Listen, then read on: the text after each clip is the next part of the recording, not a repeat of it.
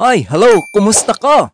Okay guys, kung kayo guys naghahanap ng ang frosting na hindi na matutunaw, oo, dito ka na guys sa Whippet. Sigurado ka dito. Sigurado ka talaga guys, bukod na masarap siya. Talagang subok na subok ko na ito guys. Kaya ipiplex Wow. ko to ang Whippet talaga na sa lahat ng ginamit ko guys, dito talaga ako nagstay. Oo, dito talaga ako nagstay sa Whippet talaga. Maganda siya gamitin, di ka mag-isip na matunaw, ang dali niya nga i-mix. Sa akin hinahaluan ko yan guys ng powder sugar, oo, 50 lang per kalahating kilo ng aking ginagawang whip it, oo. Sana guys, masundan nyo ito at matry nyo rin itong frosting kung naghahanap, marami talaga yung naghahanap ng frosting guys, na kanilang gagamitin sa kanilang mga cakes, pansarili man o pambenta. Guys, kung naguguluhan pa kayo, dito na kayo sa Whip It. Ito is not sponsor ha. Oo. Dito guys, susundan natin ang ating procedure. Ayan. Ang ginagawa ko talaga, sinaswipe ko lang guys sa rubber. O sa rubber talaga kasi hindi mo maiwasan ang Whip It na talagang may namumuo sa gilid sa ating mixing bowl. Oo, yan. Once na hindi nyo yan, ano guys, hindi nyo yan isa-swipe sa rubber dyan, pag alsa ng inyong frosting, may maiwang mga buo-buo. Oo, pangit kainin pag yung hindi na-mix ang Whip It. Oo, tamis lang ang maramdaman mo doon. Unlike sa ganyan, yung umaalsa talaga siya na para siyang ice cream. Oo, parang ice cream kainin. Subok ko na talaga kasi marami nagtatanong sa aking mga order na cake sa akin na, ano bang icing mo kuya? Ano ba yan? Boiled icing? Sabi ko, hindi. Whipping cream lang yan. Oo. Iba ang lasa. Oo, iba ang lasa. Para daw talaga siyang ice cream, lalo na talaga pag malamig. Oo. Ayan guys, at saka napakaganda ng kulay niya. Oo.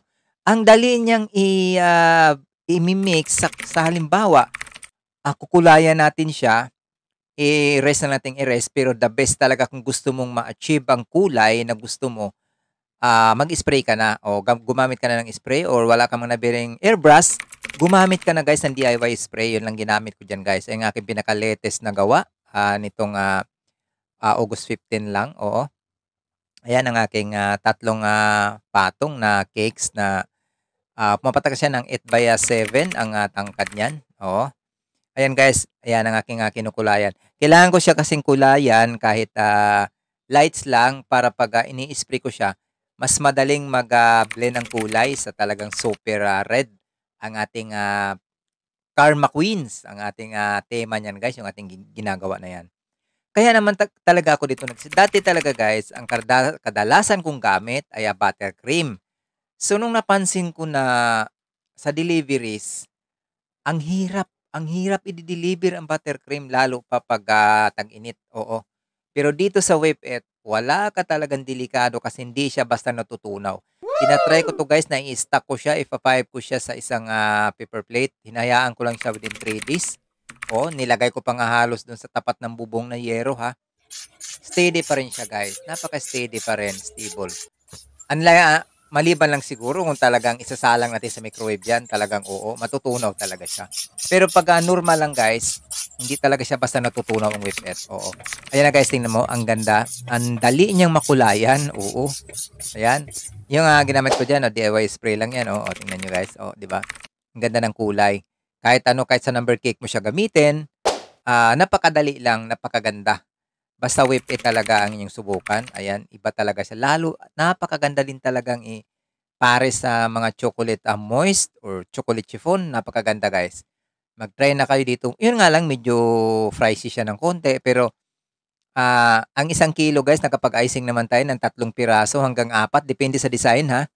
Sa 8 by 3 or 8 by 4 na cakes natin na round. Oo. Basta yan kahit sa cupcakes nyo guys ilagay, napakagandang whip it. Oh, wala na kayong hanapin. Ito ay Nandere product siya, wala siyang halong oil, oo. Talagang iba guys, iba talaga ang whip it. Ang galing, ang dali niyang gawin, ang ganda.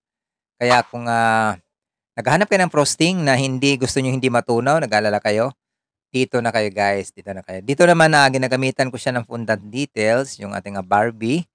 Barbie team naman ito. Mas nauna ito guys doon sa ating Karma Queens. Oo. Oh, ayan ang aking sinusulat guys na pangalan. Ayan naman fondant details, oo. At yan na may rosette lang ang aking ginawa dyan sa ating Barbie team, oo. So guys, maraming salamat. Sana nagkaroon kayo ng idea dito guys. Nagkaroon kayo ng idea dito sa ating whip it. Oo, ating whipping cream gawa ng Bakerfields. Oo. Sana inyo itong matry at nagkaroon kayo ng idea dito guys sa ating frosting ng whip it. Okay? Maraming salamat. Huwag kalimutang i-share. I-share guys ng ating video para makatulong tayo sa iba. Maraming salamat. Happy baking. God bless.